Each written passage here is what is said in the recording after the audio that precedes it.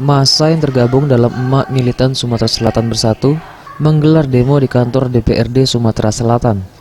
Para massa menolak rancangan Undang-Undang Penghapusan Kekerasan Seksual atau RUU PKS.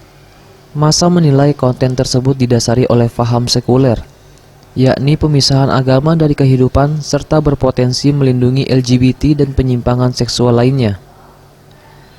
Koordinator aksi Dina Tanjung meminta seluruh elemen untuk membatalkan RUU Penghapusan Kekerasan Seksual ini.